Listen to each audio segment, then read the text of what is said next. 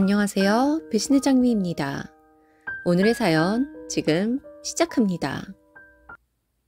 저희 남편은 참 자상한 사람입니다. 연애 때도 제게 다정했고 항상 절 우선으로 생각해 주었고 결혼해서도 역시 그랬어요. 제가 요청하지 않아도 집안일도 알아서 척척 함께하고 특히나 요리하는 것을 좋아해서 하루에 한 끼는 꼭 직접 근사하게 차려주기도 합니다. 저희 친정에서도 친구들도 모두 제가 결혼을 잘했다고 해요. 남편이 절 사랑해주고 다정했었냐고요? 그것뿐이 아니라 살림과 육아도 자신의 일이라고 생각하며 모두 하는 것도 그렇지만 남편은 시댁으로부터 편의점 3개를 물려받았거든요.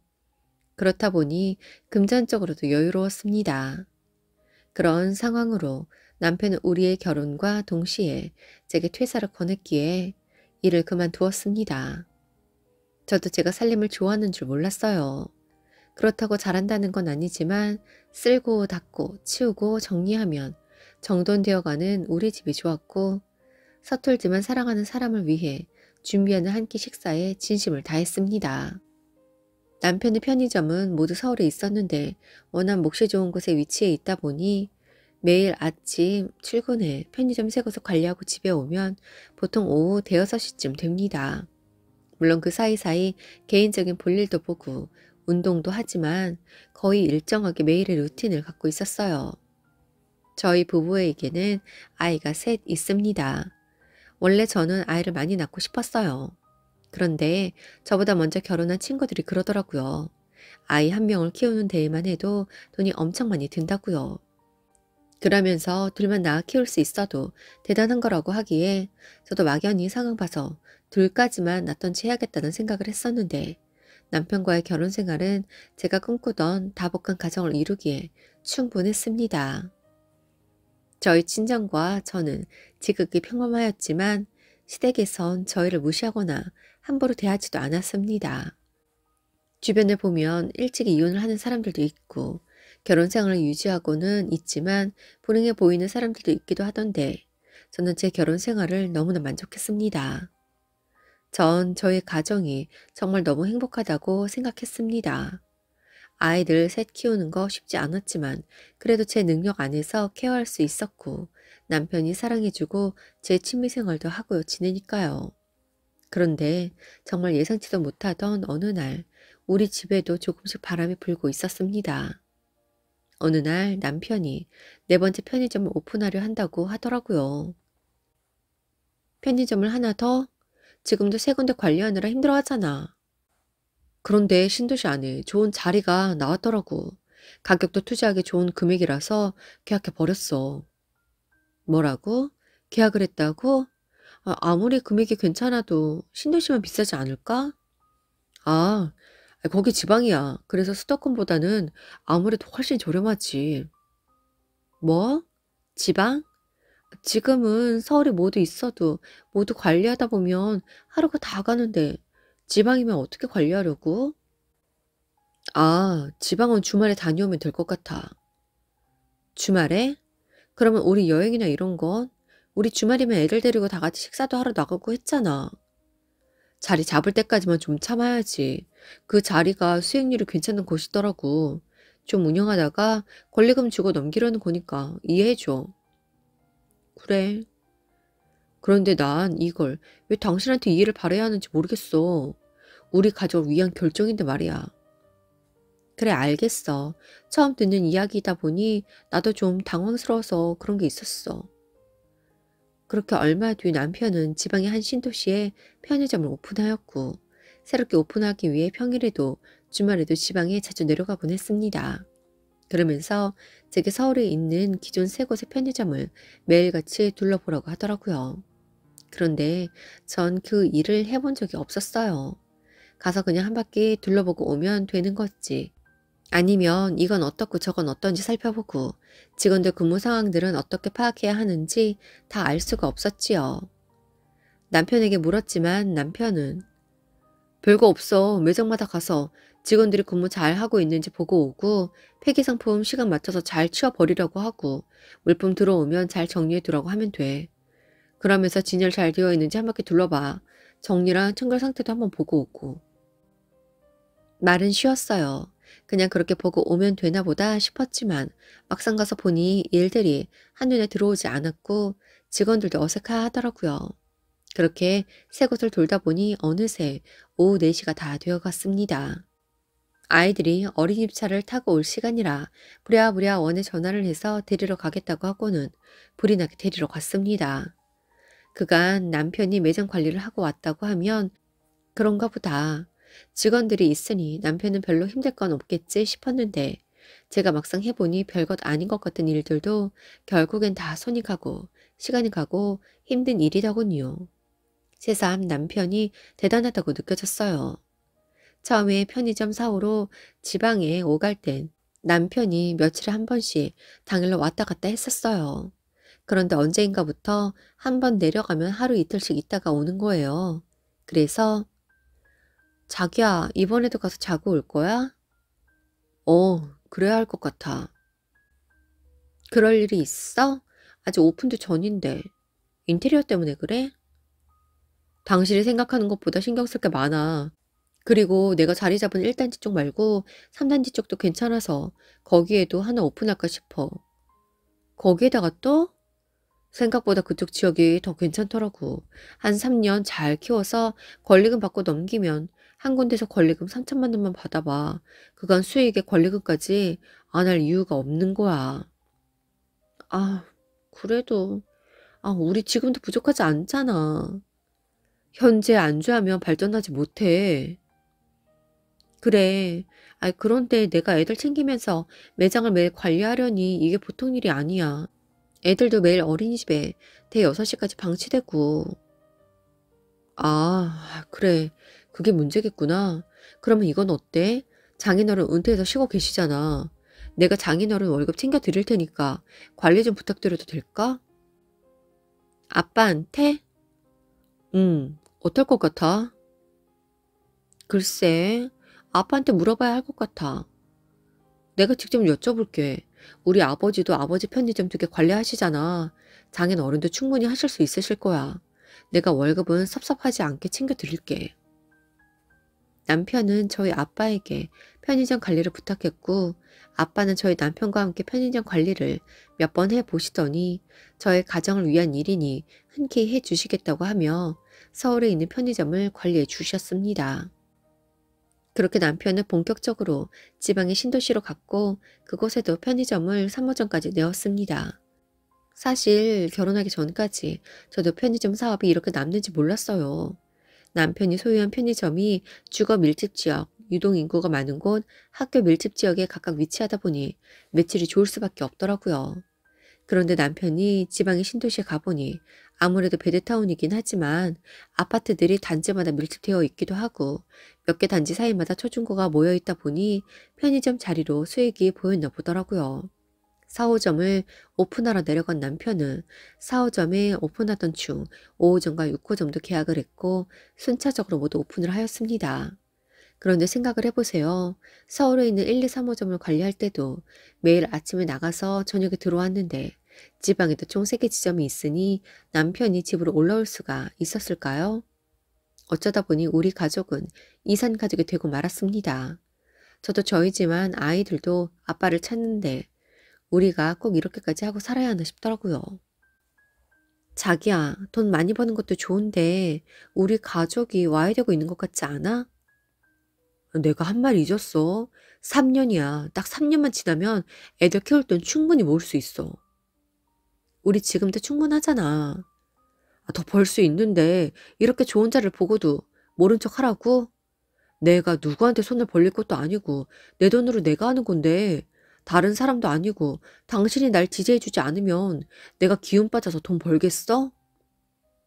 그래. 돈 버는 것도 좋은데 애들이 아빠를 너무 찾아. 알겠어. 이번 주 주말엔 올라갈게. 그렇게 우리 가족은 의도하지 않은 생이별을 하게 되었고 조금씩 모두 적응해가고 있었습니다. 어느덧 3년이 흘렀고 남편이 약속했던 지방의 편의점을 정리할 시기가 다가왔습니다. 자기야, 그쪽은 이제 슬슬 정리해야 하지 않아? 벌써 그렇게 되었나? 벌써라니 이날만 손꼽아 기다렸는데. 아, 그런데 여기 장사가 너무 잘 돼.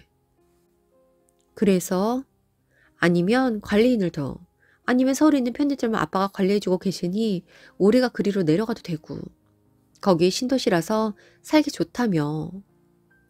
아이, 그건 안 되지. 애들은 서울에서 키워야지. 그러면 자기가 거기 정리하고 와. 아, 여기 너무 아까운데. 그렇게 위치가 좋으면 권리금 많이 받을 수 있겠네. 어? 아니, 그렇긴 하지만 지금도 수익률이 좋으니까. 아, 몰라. 돈은 안 돼. 자기가 거기 정리 안 하면 내가 여기 집 정리하고 애들 데리고 내려갈게. 우리는 지난 3년간 가족이 아닌 데 살았잖아. 돈도 좋지만 애들 어릴 때 가족 간의 유대감이 얼마나 중요한데. 결국 남편은 그곳에 편의점을 정리하기로 했습니다. 그러던 어느 날 웬 여자가 저를 찾아왔더군요. 누구인가 싶었어요. 저는 처음 보는 사람이었으니까요. 그래서 누구냐고 물으니 자신이 제 남편의 아내라고 합니다. 너무 황당하지 않나요? 그래서 그게 무슨 말이냐고. 나는 남편과 결혼한 지 10년 차라고. 아이도 셋이나 있다고 했습니다. 예상하셨겠지만 남편이 내려가 있던 지방에서 만난 여자이더군요. 아니, 더 정확하게 말하자면 편의점 알바생하고 눈이 맞아 그곳에서 살림을 차렸나 보더라고요. 처음에 남편이 그곳에서 편의점 관리 일을 할 땐 자꾸 원룸을 얻어서 지내었었습니다. 혼자 지내기에 무리 없는 만큼 그냥 그런가 보다 했어요. 그런데 그곳 생활 1년 만에 그 지역이 시세가 저렴하다며 나중에 편의점 정리하면서 같이 팔아버릴 계획으로 제일 가격이 좋은 곳으로 아파트를 매입하겠다고 하더라고요.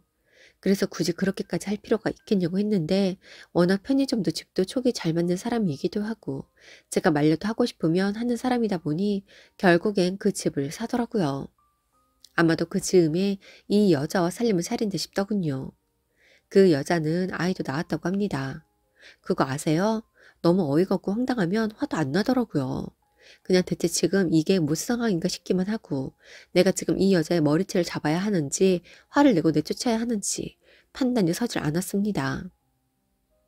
지금 상황을 다 아니까 저 찾아오신 거 아니에요?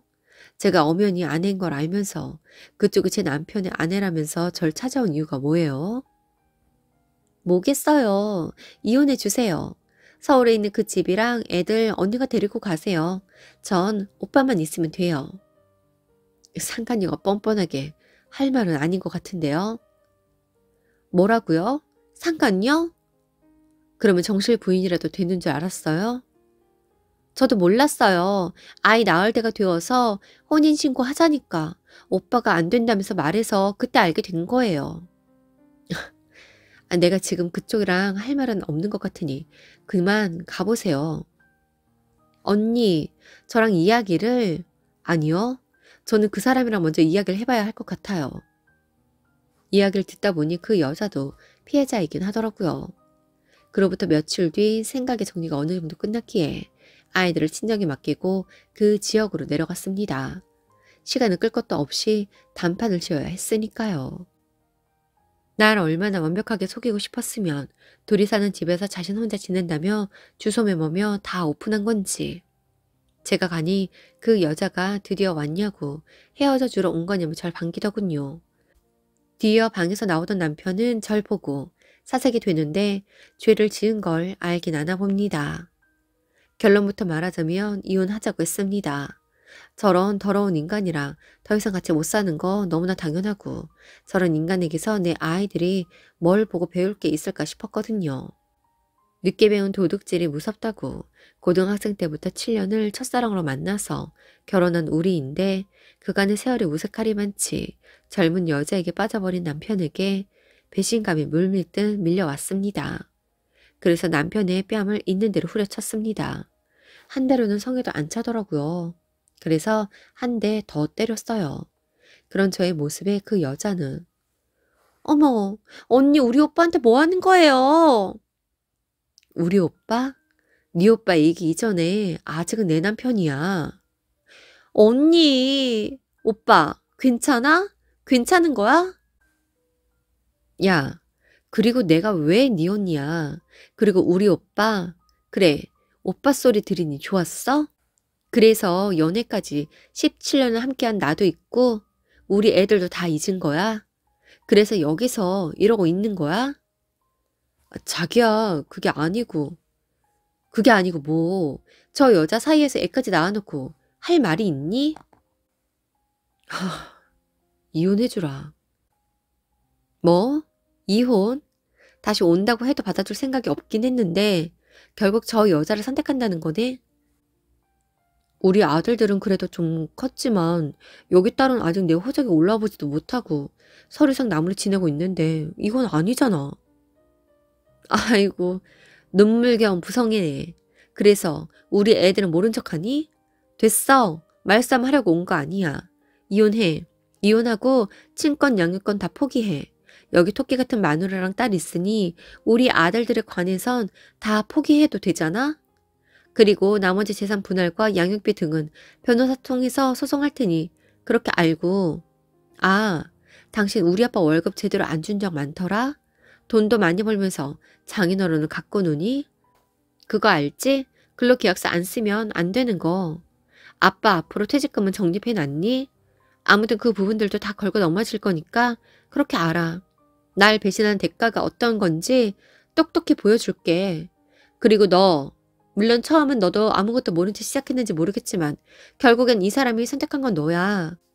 그러니 이 사람으로 인해 따라오는 모든 문제는 네가 감당해야 하는 거 알지? 나이도 어린데 참 네 팔자도 별나다. 네 앞으로 상간녀 소송 들어가니까 그렇게 알아.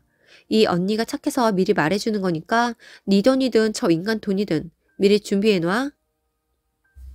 그로부터 얼마 뒤 저는 변호사를 통해 이혼 소송을 진행했고 위자료는 당연하고 결혼하면서 물려받았던 서울에 있는 편의점 중 가장 매출이 좋은 편의점을 받게 되었고 그 외에도 살고 있는 집도 받게 되었습니다.